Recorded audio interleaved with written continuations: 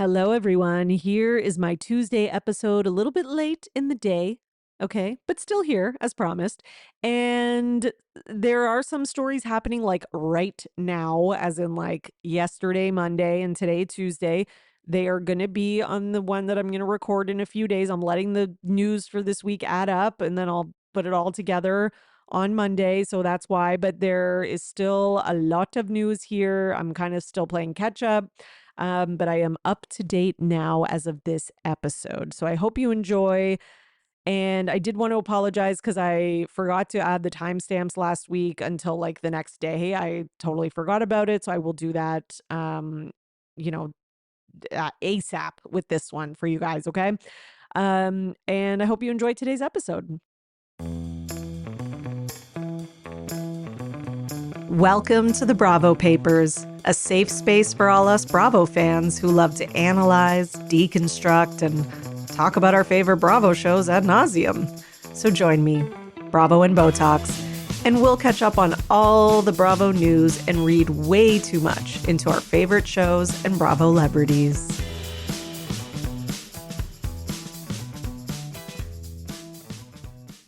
Hello, everyone, and welcome back to another episode of the Bravo Papers, Bravo Weekly News, here with your host, Emily. And it hasn't been that long since we've been, I don't know, together, me together in your ear, because I just did a news episode Saturday. And if you missed that, make sure you go back and listen. It is up on your feed. And I'm going to be kind of like continuing on some of the stories that came up from last week. I'm kind of playing catch up because I had a week off. I mean, the week before I did 2 episodes instead of 1 because I did like a 2-parter and they were both pretty long anyways, but still, I still skipped a week of news, okay? So I do need to catch up. So make sure you catch up on that first and then come back here and listen to the updates. Okay. So let's start with the Real Housewives of Potomac because I kind of ended on that last week and my intention was to continue right now. So here we are. Okay, so we know, like I talked about on the last episode, Karen Huger has been released from prison. She served 6 months for her DUI charge and she was seen, waving, etc. And there was even a fan waiting outside of, the prison, I guess, for her release. And, this fan has become like a little bit, she's had a little moment on social media because she was being interviewed and she says, quite frankly, Karen, I'm glad she went away because, I'm a fan, but she needed to serve some time because she's had 4 DUIs and that's very serious. So, we thank her for being a Karen fan, being there to kind of have those boots on the ground right as Karen was getting out, but then also, you know, not being like like a crazy stan who's like she's a queen icon, but being like, you know what? She needed to be there. Okay? This was a mistake she made. Now some updates in this is that production crew for Bravo was also there, capturing the moments of Karen Huger's release. Okay.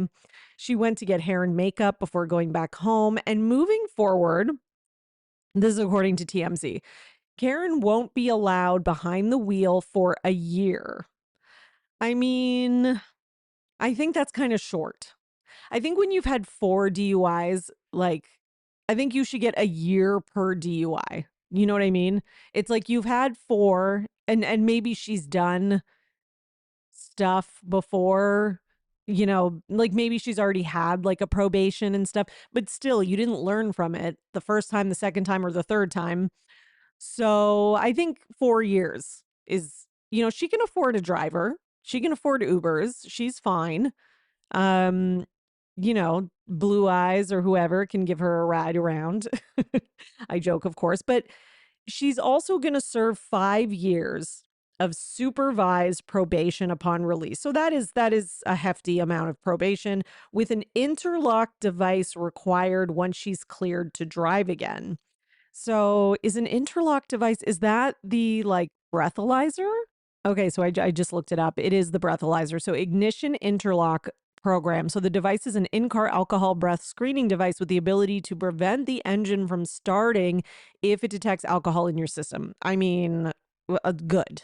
You know, Shannon's doing it. I don't know if Shannon's still doing that, but we know she was, at least for a year or whatever. I don't know how long, but I don't know how long Karen is going to have this in her car, but I would hope it's at least a year. And then it says if there aren't any violations, so she doesn't have any violations, I guess in that first year, probation will switch to unsupervised after 3 years. Okay, so she has to, not have any violations in those first 3 years in order to go to unsupervised.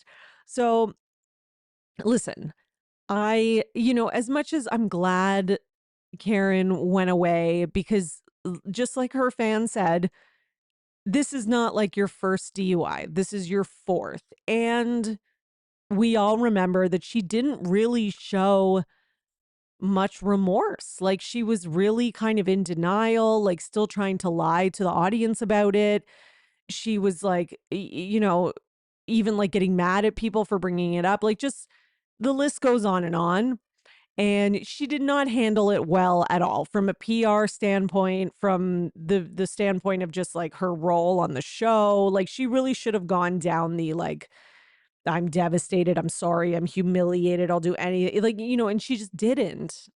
So it seems like maybe she's a little bit in denial if there's an alcohol problem, which it seems like there probably is.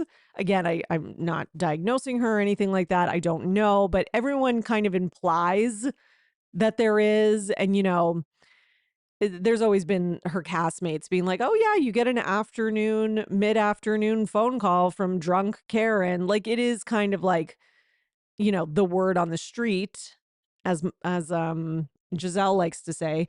And then the other thing is that what's her name?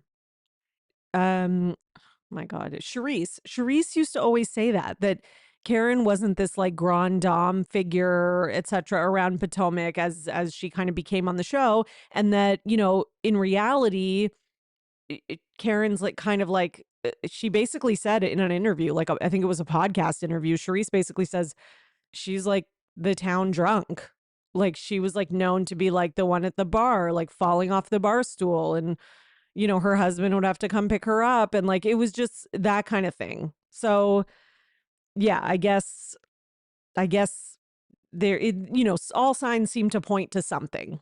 Okay. So we hope that she gets help for that. Now Kenya Moore, I know she's not on Real Housewives of Potomac, but this is in relation to this. So Kenya did this kind of like live video thing, and she was saying that she heard that Karen sent Giselle a text. Now, again, I don't know if this is true. Okay. This is just Kenya saying this. That she sent Giselle a text. Karen sent Giselle a text saying like, get ready, I'm back, or something like that, or I'm back, bitch, or something. I can't remember exactly what the direct quote was, but I remember seeing a tweet that someone had done just kind of like clowning on the whole, like when we found out Karen was getting out early. And I did like a, Karen gets out early kind of Twitter roundup thing. And there was one where it was like, Karen Huger's tweet, and someone had like, I think they, had photoshopped it or whatever, so that it kind of said like, I'm back, or get ready bitches, or something. It was something like that. And a part of me is like, does Kenya think that's real, or did she hear that Karen really did send Giselle a text like that? I don't know.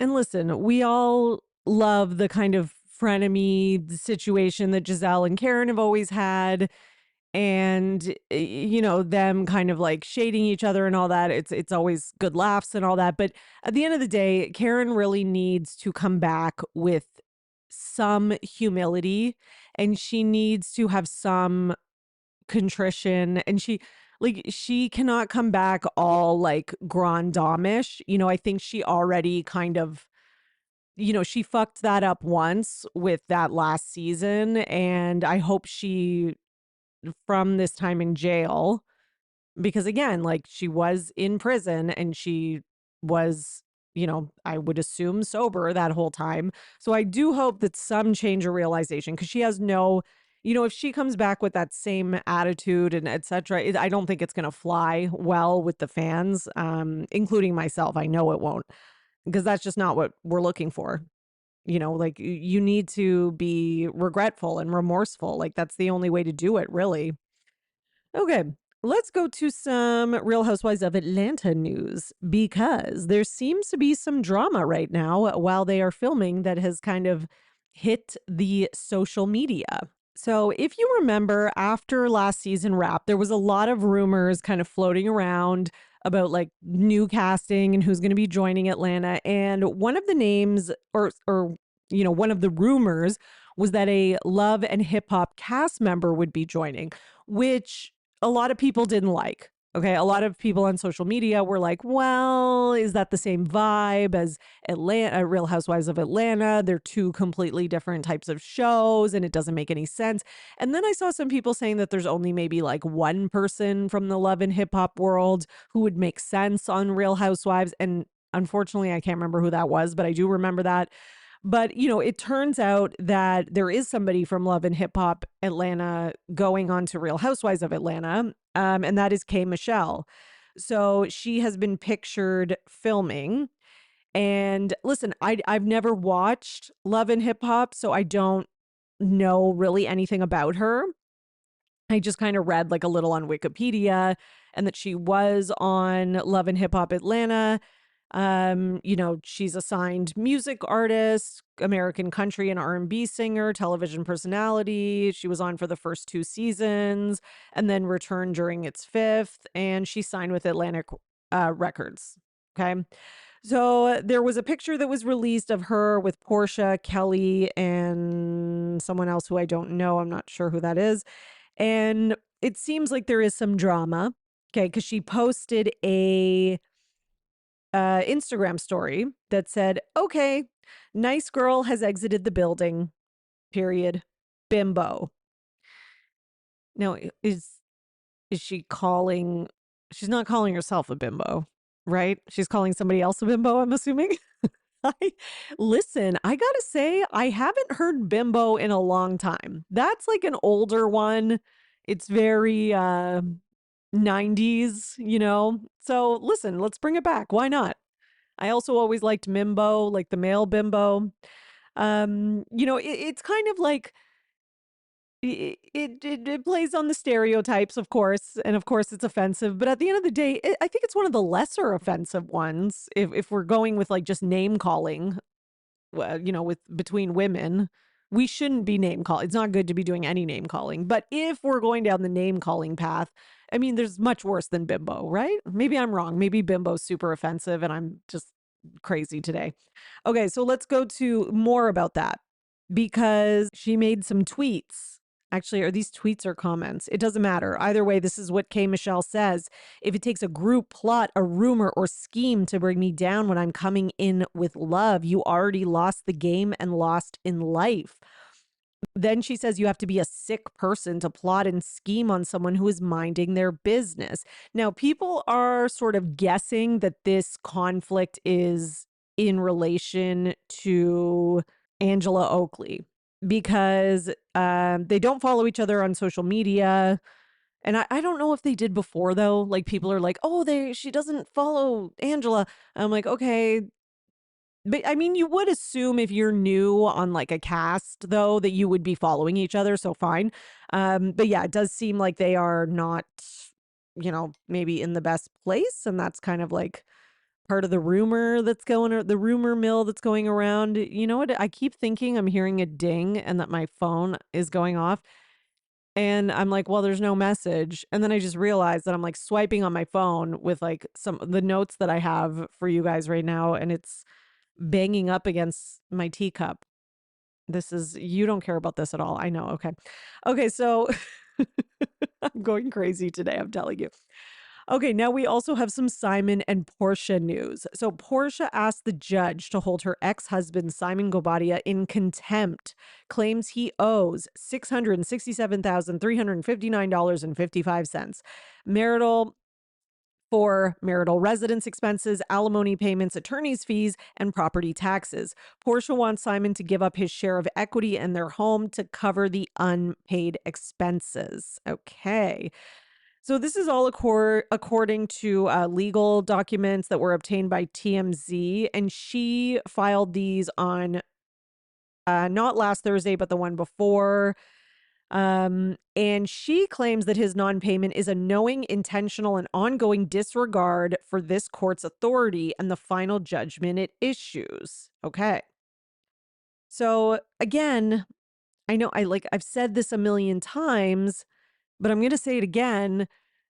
It's kind of like, how do you make him pay? I don't know how you make him pay because he's not in the country. So unless he's like really thinking he's going to get back in the country, so he wants to stay on good terms or not have any more like legal matters, etc. for the future, like unless maybe that's kind of a poker chip that she can hold over him. I don't know. But again, it's like, how do you enforce this? Like, it's not, when people don't pay like child support and stuff, like you can issue a warrant and get them arrested. And like you can't really do that. I don't know. Like, I don't know what you can do. So we'll see what happens with that. I have a feeling he's going to end up not paying her this. But I don't know, maybe he will give over the equity in the home because maybe that's kind of like the easiest way to just like settle things and be on their way. Maybe, who knows? And doesn't seem like he's going to be living in Atlanta anytime soon. But he also seems like, based on his Instagram and the way he is on social media, like, constantly like ranting and Instagram create mode and let me say something about Portia. Like there's another thing I think I just saw posted today that'll be on next week's news because it was just posted right now, where he's like, this is the way that things are going to go. And like, so I don't think you can like reason with this man in a lot of ways. Okay. And I'm not saying like Portia's like innocent or anything, but I think this guy is, she maybe should have been a little bit more open eyed about what she was getting into, but he seems like a mess. Okay. Speaking of terrible exes, let's talk about Kelly's ex, because Kelly from Real Housewives of Atlanta is dealing with more ex-husband drama because we know her ex has been a real, peach. I say that sarcastically. He is announcing a lawsuit. He even had a press conference, okay? So this man, Mark Farrell, says he intends to sue Bravo TV and all parties involved. He states, quote, Bravo TV's hands are not clean. They gave airtime to lies, put my daughter on TV without my permission, and destroyed my name for entertainment. This is defamation. Okay. And he literally did like a press conference with like, some big tall dude standing behind him and it was like live the press conference from Mark Farrell and like I'm like, I think you're kind of thinking you're more important than you are. I also think you kind of think people care about this more than they do. Like I mean, I guess because Kelly's coming back for another season. Maybe if she wasn't coming back for another season, but she is, at least it seems like she is. She's filming.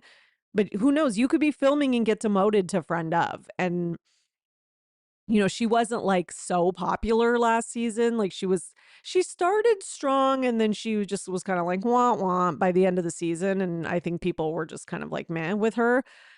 And yes, okay, she did talk about him. But again, she talked about like her experience with the divorce. And she talked about things that like happened to her, including like alleged abuse, etc.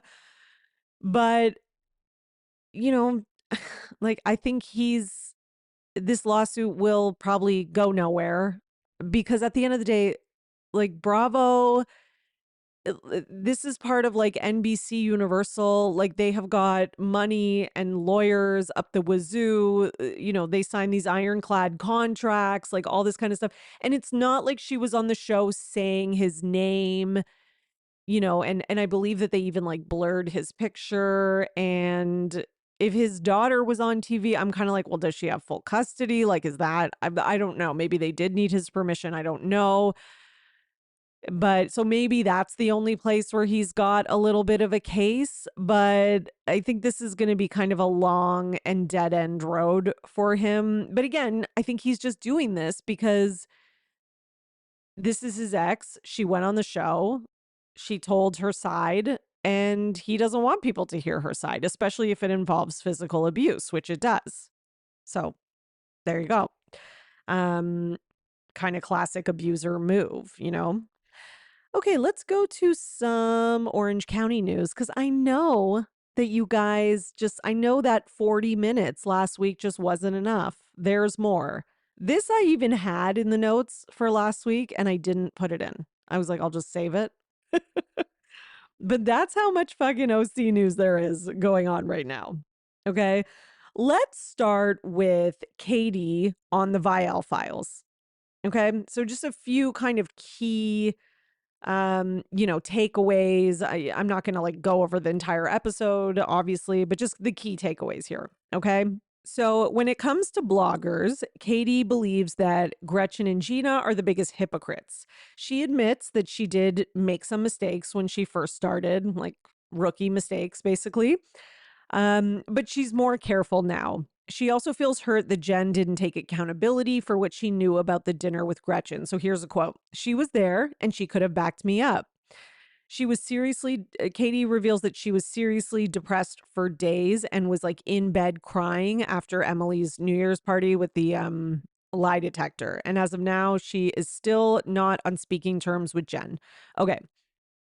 And listen, I do think that, like I've said, I do think that Katie has lied about things, mostly because she's about to get in trouble with the other women for making kind of rookie mistakes that she probably, maybe not probably, but I don't know, maybe when she was doing them, didn't even realize that they were a big deal, like chit-chatting with bloggers and becoming friends with Kiki or whatever the case was, right? And then when she realized that that's kind of like something that I guess you don't do openly and publicly or to a certain degree, I do think she kind of lied to try and cover her tracks because she didn't want this new group of friends to all hate her, which is somewhat understandable, but still a mistake nonetheless. But she did kind of like admit to it after, she did still kind of lie to try to cover it, but she did eventually apologize and kind of take accountability.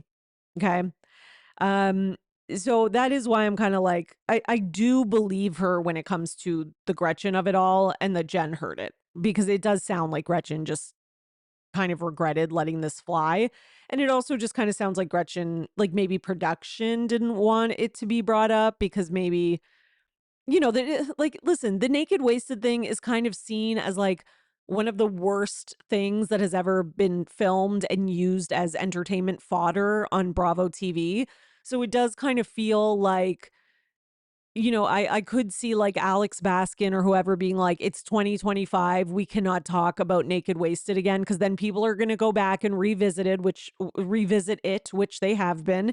And people are going to be talking about us in a negative light again. And maybe there's going to be lawsuits and like, I think that was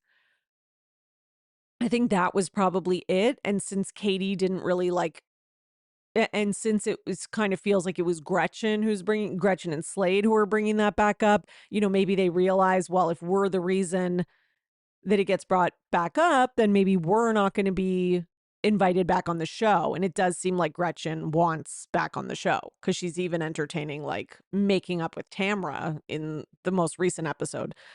So yeah, so I could see why kind of like Jen and Gretchen are sort of like, and again, I'm not excusing them, but just that they are sort of like kind of going with what they think production wants. But again, Jen is still throwing Katie under the bus and joining in the gang up. So that's the part that is not understandable at all. So what else did she talk about? So Katie reacts to the viewers calling out Emily and Gina for kind of dominating the group. She says the lie detector test was a setup, and she explains why, and adds that, it's kind of fucked up that everybody else's lies were just brushed off. Yeah, exactly. Here's the thing that these women that is really driving me crazy is like, if you're going to take it at face value, then we need to deal with all the lies, including yours, Heather, about the paparazzi, including Tamara's about the autism diagnosis. All of those need to be called out. If we're going to say it could be flawed, then you can't be as mad at Katie because you have to give her the benefit of the doubt. But these women want it both ways. They want to say it's valid when they feel like it, and then they want to say it's flawed when they feel like it. But unfortunately, in this scenario, you cannot have it both ways. Okay. Katie also addresses Gina's whole like Asian designer, because that was like how Gina said it thing. She reveals that Gretchen did send her a chat GPT generated apology for that video that she made, which was, by the way, horrific, where Gretchen is like punching, like not even punching, she's doing like kung fu kind of hand motions and stuff and like squinting her eyes and be like making just terrible, like what, it's not good. Anyways, she says that Gretchen sent her a chat GPT generated apology for that.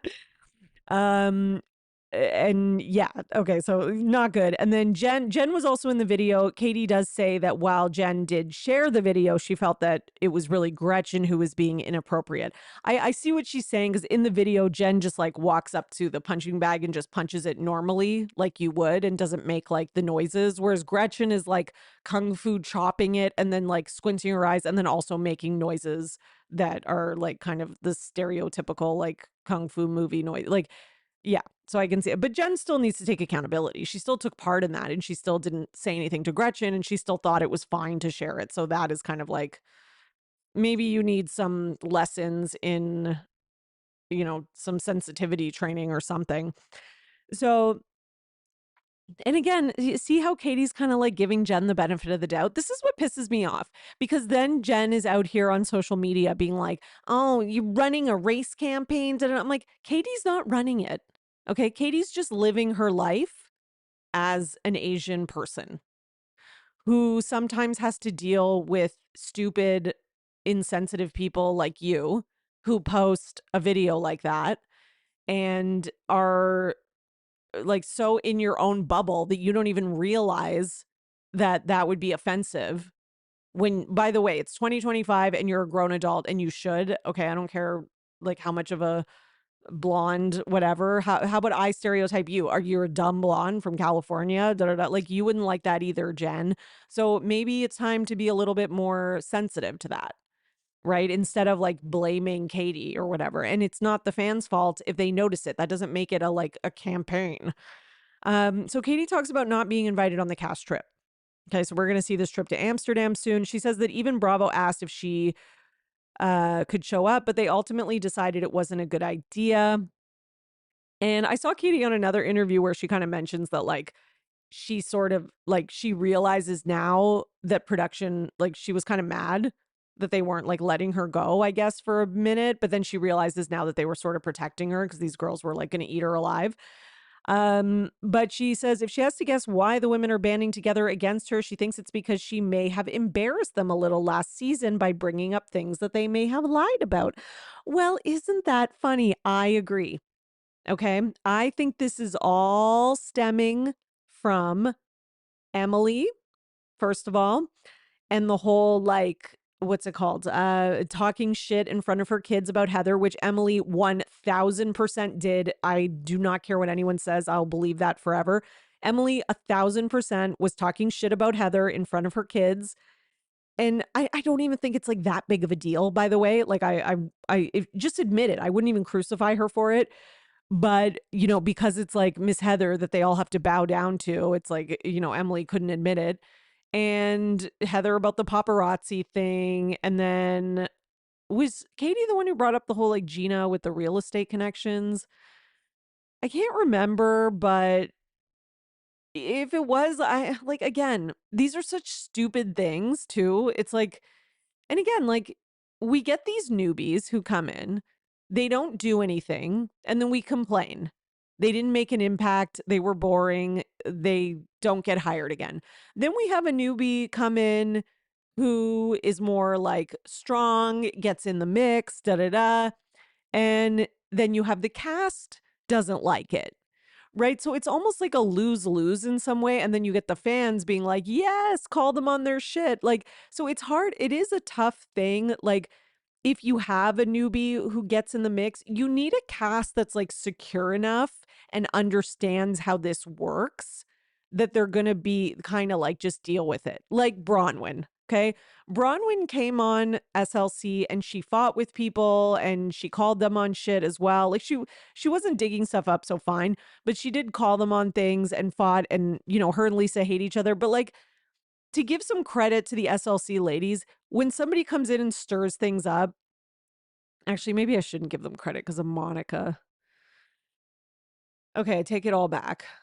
But still, like, you need Bronwyn's a good example. So is Angela Oakley. Like, those are good examples of like newbies who came in and did kind of get in the mix, and the cast may have fought with them and maybe pissed at them and may still not like them, but it wasn't like, let's all do a gang up. And that's the problem. Like, when it's like the entire group is ganging up on you, then it's kind of like, "Meh." And it's funny because Heather Gay, she did kind of try to ice Bronwyn out. Like, she was kind of trying it, and you could tell she was kind of, but like, unfortunately with that group, they don't have enough camaraderie to all get to all get together. They're like, fuck you, Heather, I'm not doing that. So, I do think it just didn't kind of work out. And that's sort of the problem with OC, is there's too much of a like follower mentality when it comes to Gina and Emily. And they do kind of like, as much as they pretend they like call Tamara and Heather on stuff and that they will go up against them, they'll go up against them in like a shallow, kind of lame way for like a few minutes or an episode, and then they'll apologize and hug and make up. So like, and then they'll like cower at their feet. Like, Emily might make fun of Heather's branded event, but then, ultimately she's still going to bow down on the Heather altar at the end of the day. So yeah. Okay. Where was I? What does she say? Okay, she says that this is all the women's way of getting back at her for bringing up that stuff last season. So I really went on a tangent there. And she says, while it feels like the women want her off the show, she thinks she deserves a fair chance and she will return. All right. And I am so glad to hear that, because there are a lot of people that would get like spooked by that. And once they feel like the cast is kind of against them or the audience is not going their way, they'll like run and hide. Like, I think about like Britt on Atlanta. So, Katie's coming to the reunion. She's not scared. I do think having the entire audience behind your back is very helpful for that. But, I'm glad she's doing that. And I think that there is going to be some apologies, and I think they're going to be going in Katie's direction, quite frankly. I really do. I think that the audience reaction is going to really impact how these women course correct. And I'm actually really excited about the reunion. So Katie also shares that Tamara has been in her corner. Of course she has. Of course. Of course. Of course. Okay. This is the best thing that's ever happened to Tamara. Okay. Tamara started off as the most hated of the group this season. She was the outcast. She felt like she was being ganged up on, and she successfully turned it around. So, and if you want to hear more about my analysis of Tamara's chess game here, head over to the Patreon, patreon.com/Bravo and Botox, where I recap the OC episodes and everything that's going on. So yeah, I mean, Tamara is just loving this. Tamara's loving every second of this, okay? I even noticed that Tamra Judge, who never does this, liked a roundup that I did the other day. Okay. Now, I think she has unliked it since, because I think she's trying, to kind of like hide her hand a bit. But I took a screenshot. So screenshots are forever, Miss Judge.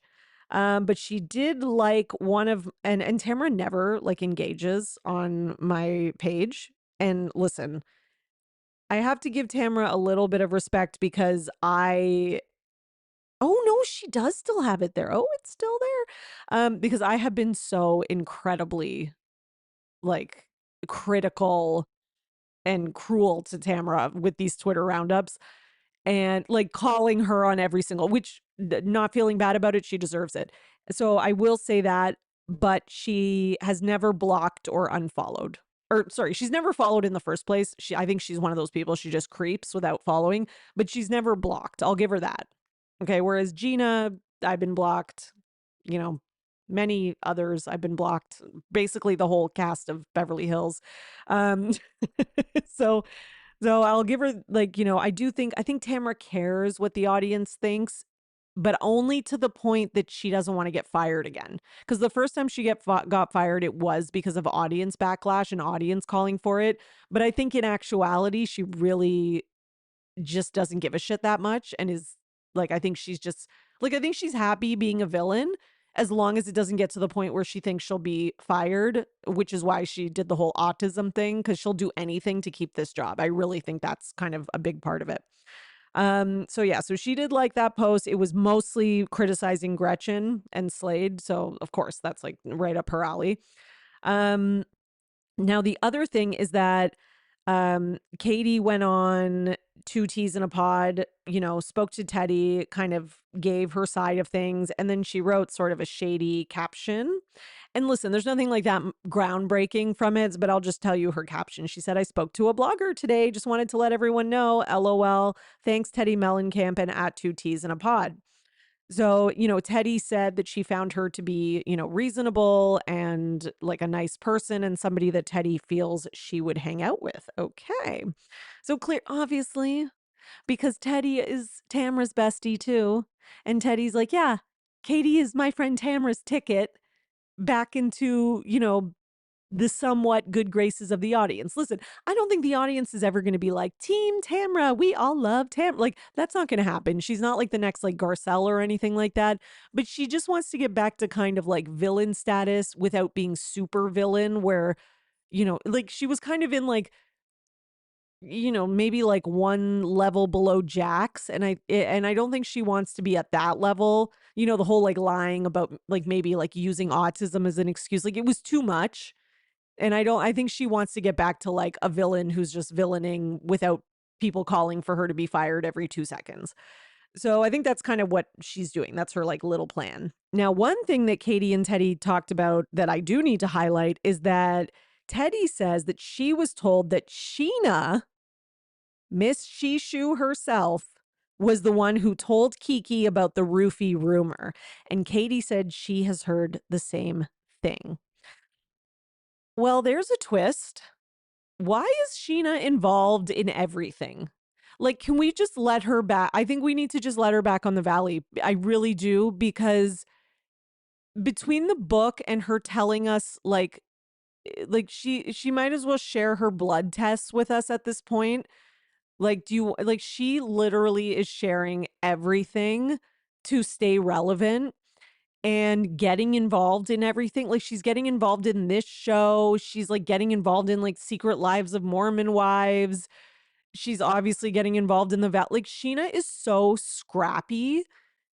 I'm just at the point of like, just let her back on the valley, because if we don't, she's never going to stop. She's going to keep finding a way to be in every piece of business gossip, etc. We're gonna keep hearing her name pop up. It'll be next week. It'll be like, oh, on Real Housewives of Miami, Sheena told Adriana something at BravoCon. Like, it's never gonna stop, guys. Let's just give her the bone that she wants. Just make her happy, okay? At least we can have her contained in one place. Right now, she's just like running rampant and going through all the franchises. So I think we need to give her something. Okay. Because here's the thing, because we're not, you could be like, no, we're not rewarding Sheena. We're blocking her out. We don't want Sheena around. It's not going to work.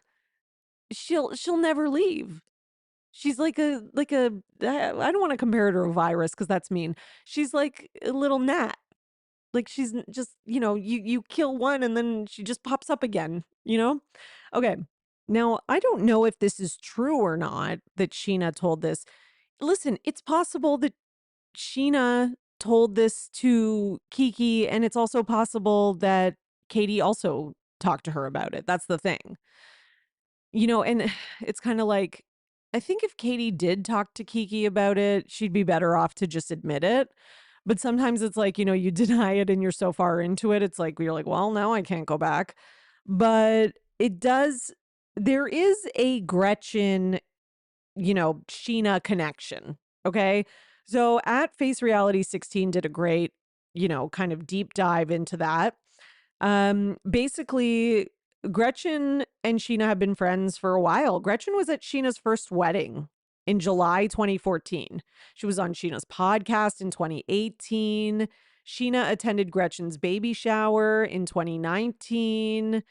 There's pictures of Gretchen at Summer Moon's birthday in 2023. So again, the friendship continues at BravoCon in 2023. Sheena defended Gretchen when she met Alexis at BravoCon 2023 after she made a rogue Slade joke during Vicky's award presentation. So Sheena defended, I remember that when they were making fun of Slade.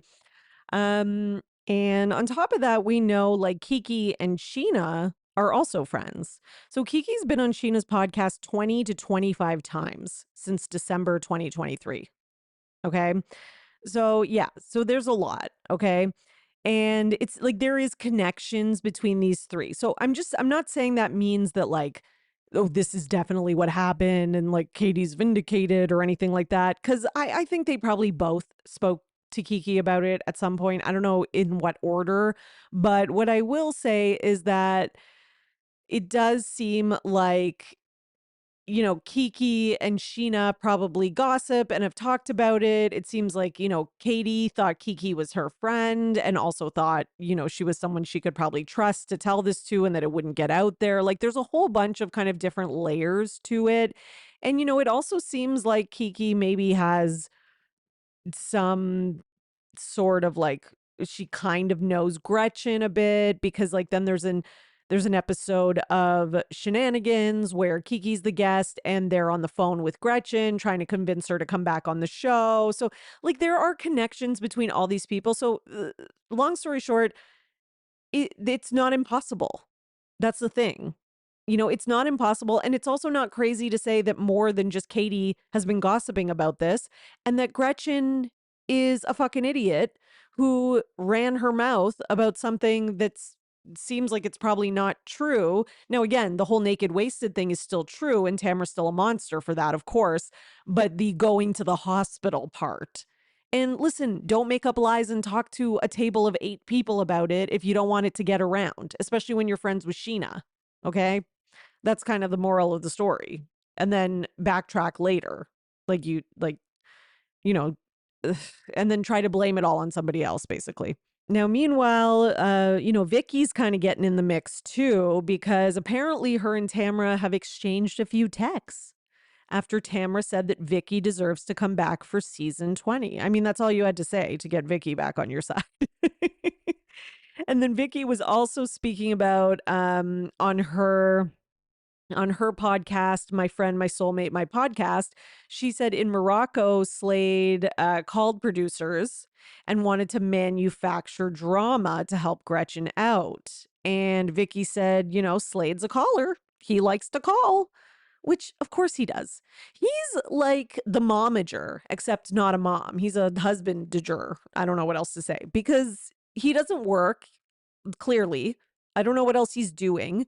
And all his income probably comes from helping Gretchen be like kind of an influencer and trying to get her on be on as many reality shows. And since the day Gretchen was fired from OC, that man has been itching for her to get back on, and many years have passed without her. And the show has not really needed her. So, these two are dying to get back on. Okay. Like dying. Okay. Meanwhile, on Diamonds in the Rough, which is Teddy and Erica's podcast, there's a lot of podcasts, aren't there? Erica calls out Erica calls out Katie for bringing in outside reporters, saying that's not how you do Housewives. And then she compares, and I just have to point out the hypocrisy, Erica. You are totally, in my opinion, the one who sells stories and plants shit as well on your franchise. Remember when Kyle heard that it was Erica who had put out like the story about Kathy Hilton and the whole like Aspen thing? I didn't forget that, Erica. Don't pretend like you don't talk to people too, because you totally do. And Teddy on the same podcast episode points out that she does think that the whole lie detector thing was a setup. So that means Tamara thinks it's a setup, by the way. And she says it's weird that Jen stayed so quiet when it seems clear that she knows what Gretchen said, and also calls out Gina for saying to Gretchen, there's a plan, noting that that makes it sound like the lie detector team was, given specific instructions and kind of planted, which listen, it's absolutely true. The second that we have a plan, like that makes it sound very much like a setup. So you can't be mad or rolling your eyes or gaslighting and be like, "Ugh, the Katie's crazy when she thinks there was a setup." We watched the episode. You literally said there's a plan. Like, okay. Meanwhile, after some time has gone by and that podcast was reported, and Teddy's had things to say about the whole Sheeny, Sheena and Kiki. Sheeny, that's their couple name. Um, Sheena and Kiki are calling out two T's in a pod for spreading lies. So, when Teddy said that she was told about the whole about like Sheena being the one who told Kiki, although Teddy did admit she didn't know if it was true, but she still said it. Sheena and Kiki deny this. They say Tamara knows the real truth and could have told Teddy herself. Sheena makes it clear she's ready to fight back when people defame her. Of course she's ready to fight back. Of course she is. Sheena, you think Sheena wouldn't love to be on Real Housewives even more than the Valley? Sheena is going to fight back with everybody and anybody. She's even been willing to fight since she lost her Vanderpump Rules job. She has been willing to fight Lisa Vanderpump, Lala. Like she will go up against anybody. Okay? She just needs a paycheck. All right? Okay. So that's it for OC news. Thank God. Let's go to the Real Housewives of Beverly Hills because Bose is engaged to Keely. Inside the surprise proposal with over 100 roses, people exclusive. I mean, I don't know how much of a surprise it can be if people were there, but maybe, maybe he proposed and then they came in with the cameras and took the pictures after. But congrats to Bose. I hope you are not going to risk your health to have a baby for this man. If you can have a baby and not have it risk like killing you or something, good for you. Congratulations. I hope you can do it safely and healthily if that's really what you want. But I kind of got the impression that was just a storyline. So I guess the engagement is going to be on the new season. Woo, sounds so exciting. Okay. Let's go to Denise Richards because we have a little bit of an update. So she is going to be calling Aaron's mom to testify about his abuse in their divorce. I don't know why you would want your ex's mom. Like, isn't she just gonna lie for him? Like, I don't know. Like, maybe Denise thinks she'll be scared to lie under oath. Maybe Aaron's mom hates her, like, I hates her own son. I don't know. It just seems weird and like an odd move. Maybe there's something I'm missing and that I didn't think of. Let me know, okay? If you think of something. All right, we do have some Valley news as well, because as I was saying on the last episode, Britt has been spotted with this new guy, and there were some like paparazzi pictures, although Britt denies that it was like I called them or set up or whatever. Um, so she posted, well, she didn't post them, but these pictures, these like paparazzi pics of her and her guy at the beach. Okay. She's standing there. She's like taking a selfie or looking at her phone, and he has his arm kind of around her like chest, kind of neck area. And, people were commenting on it, whatever. And Gigi from Golnessa from Shaws of Sunset commented and said, no shade, but is she pregnant too? I mean, he's holding her belly and the belly is definitely bellying. Okay. Um, you know, Are we commenting on women's bodies like this in 2020? Like, this seems crazy.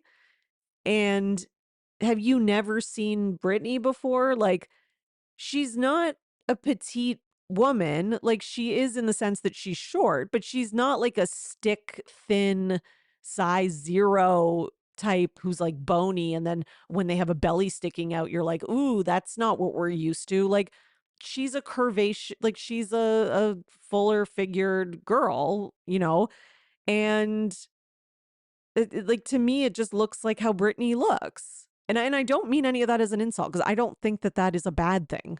Okay.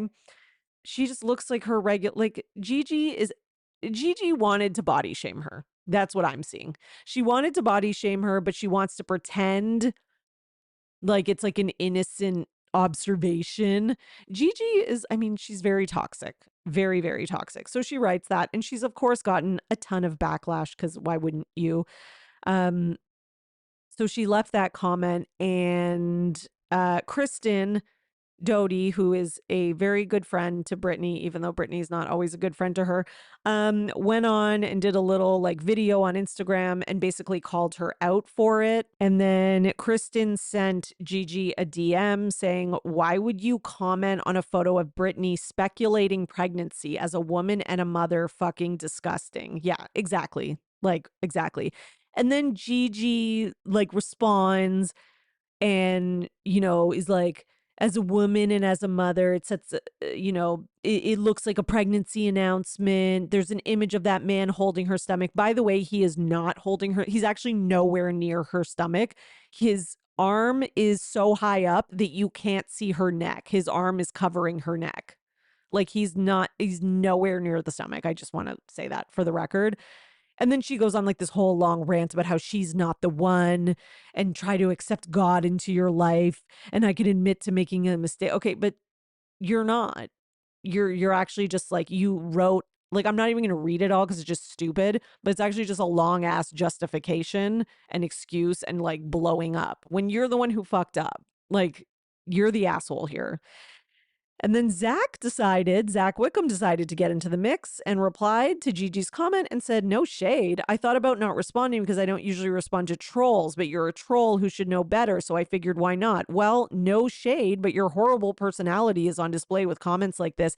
And that is body shaming, and you know it. Comments like this and unnecessary speculation over women's bodies is harmful and quite frankly gross." Yeah. Good job, Zach and Kristen. You show her. Okay. She thinks, her version of the Valley is going to be successful. It might be, but you're not back on TV yet. Okay. And Kristen and Zach they're on top right now. So get the fuck out. And you're wrong. You're wrong. We do have a little bit of Next Gen NYC news, which we haven't had in a while, because Georgia from Next Gen is opening up about her secret eating disorder. And in an article, from People magazine, so trigger warning, we are going to be obviously talking about eating disorders here. But she talks about how she got her life back and is in recovery. Okay. So, she posted on the red carpet at the premiere of Next Gen NYC. Okay. And this was back in June. Okay. And she said after that, and the pictures came out, a week later, she got a call from a close friend who called and was crying and was like, "I'm really scared for you. I don't want you to die," because that was like the thinnest she'd ever been. So she had been secretly battling an eating disorder for years. And, although she would kind of like at times go through phases where she was handling it and doing well, she also has what she calls recurring flare ups. Okay. And she realized from that phone call and the pictures and all that kind of stuff that she needed to get help. She had this painful cycle started in middle school. And she said, "I had to learn to love myself, that radical acceptance, and it's really allowed me to reframe my relationship with my body. I'm so proud of where I am today." She said, "A lot of people struggle with body dysmorphia, but in my case, it was always centered around control. It started for me around 8th grade. There were things going on in my home life, things happening with my hormones. I felt depressed. What was happening to me was unmanageable. And this was a way to take control of something during a time where I couldn't control anything else. It was like a maladaptive coping mechanism of sorts. I was very, very aware of how thin I was, but there was just something in my brain where I couldn't stop. It's the only way I felt safe. Um, so yeah, luckily her same friend who had called her about that recommended, I guess, a treatment program that she eventually checked into. So yeah, so she said letting go of control is like true freedom, and she's really felt that way. And she's done psychotherapy work and behavior therapy and all these other things to kind of, it's I think it's one of those things, it's like addiction, it's a lifelong thing that you're never like totally cured from, but you know, you can be in recovery and be doing well. And wishing Georgia all the best. I'm not gonna lie, when I saw the pictures from the premiere, I did have a thought about that. And I do remember seeing on Reddit, like people kind of posted some pictures from that and were sort of talking about how she doesn't look well and they hope she's okay or whatever the case is. But, again, you don't want to be like we just talked about with Brittany, you don't want to be like speculating and commenting on people's bodies. So I never said anything about it or anything. But I did have that thought of like, she didn't look healthy, you know? So happy for Georgia and glad that she's getting help. And I hope she continues to do well. Okay. Let's talk about our last piece of news, which comes from Southern Hospitality, and this is kind of a Vanderpump Rules / Southern Hospitality news, because apparently Allie Luber has been spotted, and this is James Kennedy's ex, in case you don't know who I'm talking about. Allie, not because she needs to be like centered around a man, just because that's how we met her. Okay. In case you don't remember that name. She was spotted filming Southern Hospitality after moving to Charleston. So apparently she's moved to Charleston, which I had no idea about. So according to Reality Blurb, Allie has filmed for Southern Hospitality. Okay. So an insider says this. She's definitely trying to be featured on the show. And the source said she hasn't filmed, quote, anything special. Ooh, harsh. She doesn't have a role on the show. She won't be a cast member, but according to the source, she's dying to be famous. Is the source James Kennedy or Lisa Vanderpump? The source says she's so thirsty, she's dehydrated. Okay, this is someone who hates her. My God. Her family lives in Charleston. Oh, okay, so that makes more sense. But she wants the limelight and to be a reality star so bad. This is so James Kennedy. I don't give a fuck what anybody says. This is James Kennedy right now. This is James Kennedy or his mom or someone else who's very close to him who blames Allie for why he was canceled. And now they're like, let me ruin any chance she has of, being on Bravo, basically. Now that James has no chance of being on Bravo again. So meanwhile, Allie confirms on social media that she did relocate, and she says, I don't know what I'm doing. I'm just living and letting this eclipse tell me what to do. Ha ha ha. Obviously in reference to her being, into astrology and all that. So yeah. All right. I think that's a good place to end off. I mean, I wouldn't care if Allie was on Southern Hospitality. Does it mean she's maybe thirsty to get on reality TV? Yeah. Are they all? Look at Sheena. I mean, Sheena is like in the Sahara Desert. She's so thirsty. And she's always been like that. Sheena slept with half of Hollywood in the hopes of having some sort of connection. And I'm not slut shaming because it worked and good for her. Okay. You got to do what you got to do. And if she enjoyed it and she had fun, all the power to her. I mean, I don't recommend sleeping with the married ones, but listen, at the end of the day, all these people are thirsty. They all want to be on TV and they all want to be famous. So what the fuck do I care at this point? Okay. I haven't eaten dinner, guys. This was like a hangry recording. So I don't know if it showed, but maybe it did. Anyways, thank you for being here and for listening to the podcast. You are all wonderful and thank you for your support. I honestly couldn't keep doing it without it. And I still can't believe that people tune in to hear my takes. It's crazy and surreal. So thank you so much. If you're interested in bonus episodes, head to the Patreon. The link and all the information for today's sponsors and all that kind of stuff is in the episode description. And until next time, you are now in the know for everything Bravo. Bye. Thanks for listening, everyone. Your support really means everything to me, and this show wouldn't be possible without you, the listeners. So please, if you enjoy the podcast, leave a 5-star rating and subscribe so you don't miss an episode. For more, you can join my Patreon, patreon.com/bravoandbotox. And for $5 a month, you'll get 4 extra podcast episodes a month. You'll also get early releases of Bravo Paper episodes and more. Please also subscribe to my YouTube channel at The Bravo Papers and follow me on Twitter, Instagram, at Bravo and Botox and at The Bravo Papers. If you'd like to buy me a coffee, you can at buymeacoffee.com/Bravo and Botox. Send your love through some much needed caffeine.